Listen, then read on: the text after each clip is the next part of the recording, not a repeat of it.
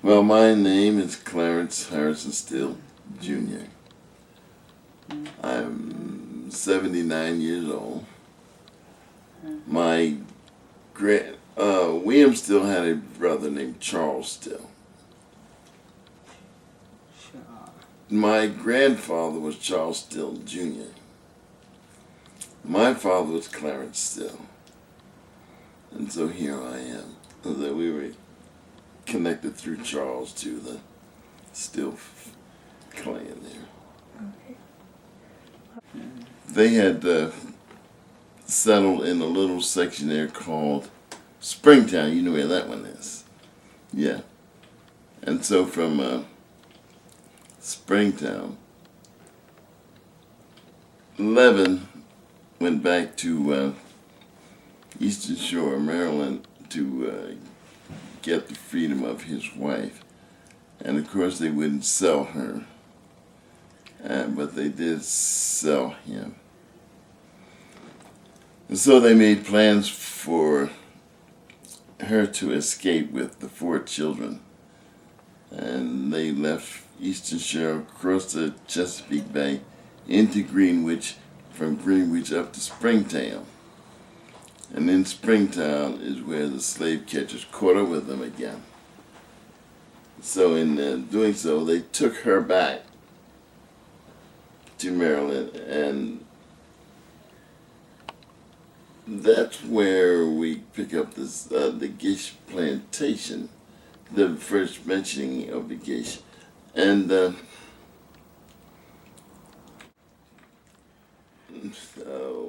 Charity and the children made a second escape. And she did escape with the 2 girls, but the 2 boys were sold back into slavery. And it was there that the 2 boys, Levin and Peter, they went to the Gish plantation. They were down on in Alabama, and they wound up on the Gish plantation. And that's where Levin was killed. And Peter buried Levin. And Peter was the one who eventually bought his freedom. Accordingly, Levin had a wife who was on the opposite side of the plantation. And he stayed over on that side too long. And when he came back, they strung him up and they whipped him, and he died. Are you familiar with the Gish name at all?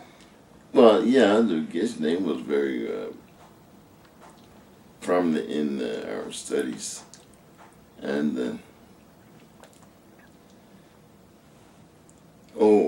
Peter and the Jewish fellas, they always referred to him as the Gish.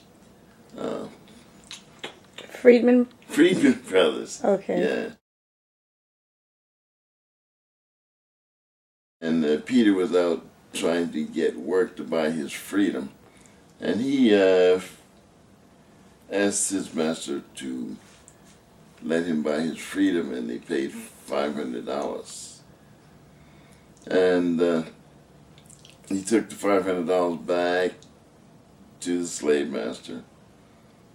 And the slave master said, well, I got your $500 and I still have you. You ain't going no place.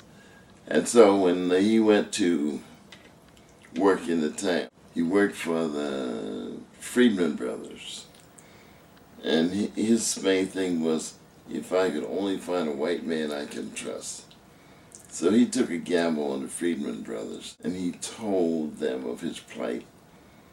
And he asked them to buy him outright. But they said they didn't have the money to buy him. But if he raised the money, then they would go. So he raised another $500. And they gave it to the freedman. I think it was Isaac who took the money and bought his freedom. But in doing so, the word got out around the town what the Freedman brothers had done, and it became very dangerous for them. So the Freedman brothers and Peter left for Ohio. uh, Peter and William make contact. Okay. How did they meet, Peter and William? Well, William, of course, he was the big conductor on the Underground Railroad, and he had the office there in Philadelphia. And when Peter reached Philadelphia, he didn't know anybody, he didn't know any place to go. And he was standing on a corner right near where Leary's bookstore was. And, well, Leary's bookstore is still there, though. And this black gentleman walked up to him and asked him, "Are you lost?" And, kind of questioned him a little bit. He says, "I know what to do. Come on." So he took him to William Still's office. And in the process, William interrogated him back and forth, and it became apparent that they had the same mother and father. Now, how did Seth Conklin get involved with the story at this point? Well, at this point, Peter had a family left down in Alabama, and he was searching around to find out how he could get his family. So he asked William to lend him the money to buy his family. But William would not dignify slavery by adding money to it. And so Peter spoke in churches and any place that would have him, any place that would listen, to raise some money so that he could buy his family's freedom. And he eventually raised enough money. Yeah, and there is a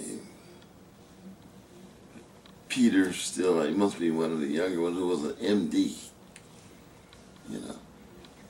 And that's in the cemetery at Mount Laurel, Jacob's Chapel. That's right. Are there any guest names on any of the markers in the cemeteries? Well, yeah, there was one in there that I knew, but early on, before I became deeply involved, the name Gish didn't ring a bell. But then it began to mean something. So there's a marker? The grave marker out there, yeah. Mm-hmm. So we'll have to take a trip and walk through the graveyard. I had a stone quarry. William was the Underground Railroad. He had several things going on. He had a coal mine. He had a store. He did. He had a store. And that was the reason why he ended segregation on the trolley cars in Philadelphia, because of his business. Now, he had a business where he was dealing with the army. Coming there. He was, he had, and he was post-sutler.